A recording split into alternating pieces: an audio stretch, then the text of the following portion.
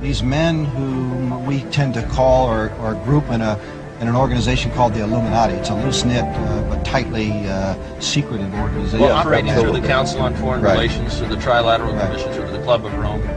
Over the years, different groups of these secret societies have emerged for specific tasks. And because the agenda has a specific time scale, and across the millennium is the time of introduction, through this century, this agenda has been advanced quicker and quicker and quicker.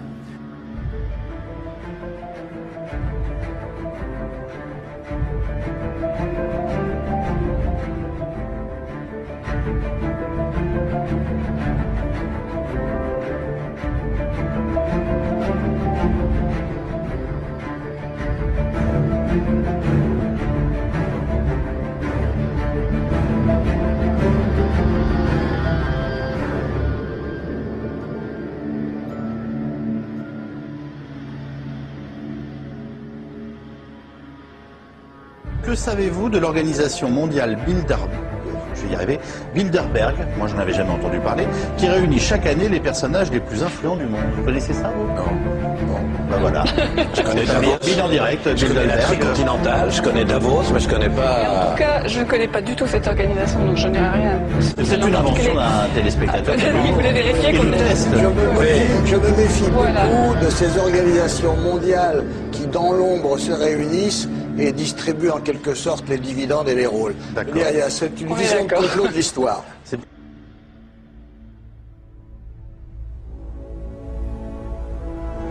Monsieur, bonsoir. Les personnalités les plus influentes du monde réunies dans le plus grand secret à Genval, dans le Brabant wallon. Chaque année, le groupe Bilderberg se rassemble dans un pays différent pour discuter des grands problèmes internationaux. Des réunions depuis toujours entourées de mystères. À Genval, Grégory Willock et Denis Clocart ont pu apercevoir notamment la reine Béatrix des Pays-Bas. Où effectivement, par exemple, le groupe Bilderberg réunit de manière annuelle, comme Davos, lors d'un meeting, 120 personnes, une centaine de personnes, et les participants sont des ministres, des dirigeants de multinationales, des dirigeants d'organisations internationales, et pendant 5 jours, on se retrouve dans un hôtel isolé pour pouvoir parler à voix. C'est pas médiatisé. Et ce n'est pas du tout médiatisé, effectivement, c'est un espace clos, un peu secret. Security for these meetings is extremely tight.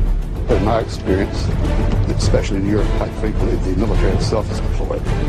Then there's a large number of uniformed, armed cops. Jim Tucker is a self-appointed Bilderberg watchdog. At the 1999 conference in Portugal, Tucker tries to get close to the hotel where the meeting is taking place. Cock bragged, we have snipers on top of those boulders up there, and anybody going over that fence day or night, they're going to stay over that fence. So apparently they take security rather seriously. The reason for all the security, say the conspiracy advocates, is obvious. I don't think 120 of the world's most powerful men get together and play pinochle.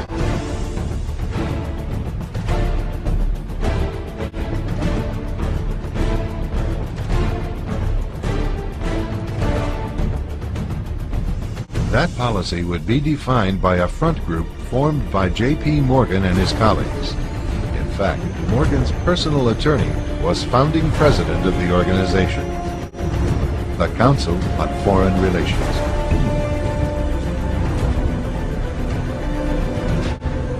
Today, the CFR maintains that its goal is to increase America's understanding of the world. However, the actual objective of this highly exclusive club is revealed by the rare admissions of the insiders themselves.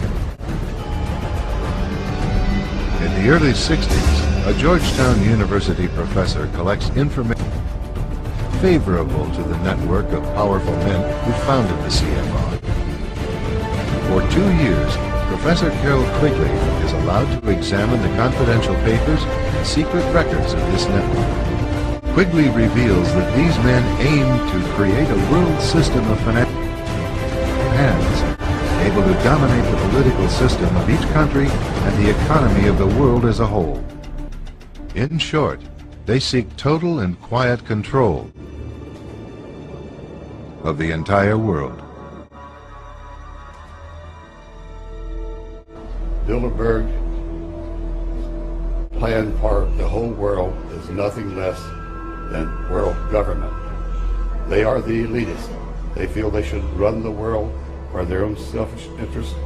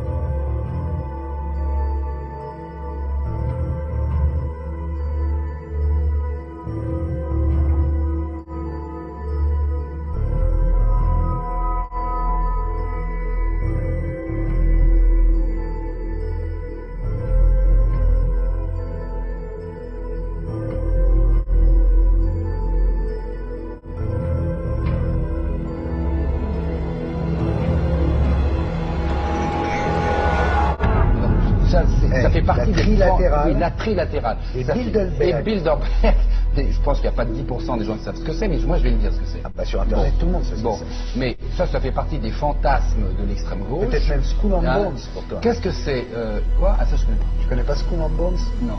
Tu fais semblant de ne pas connaître Skull and Bones. Mais il y a encore temps à l'apprendre. Bon, vas-y. Alors, ce sont des conférences internationales dans lesquelles on parle des grands problèmes du monde. C'est démocratique, tu penses, de faire ça? C'est-à-dire de se réunir entre gens qui dirigent dans différents domaines, politiques, financiers, et qu'on ait le sentiment.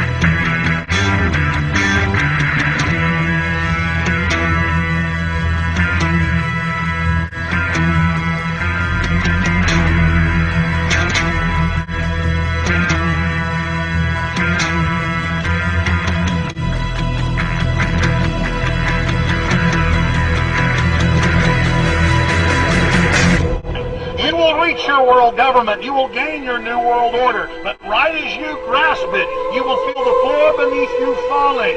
At the very moment you gain the apex of your power, at the very moment you climb to the summit of that mountain, your defeat is ensured.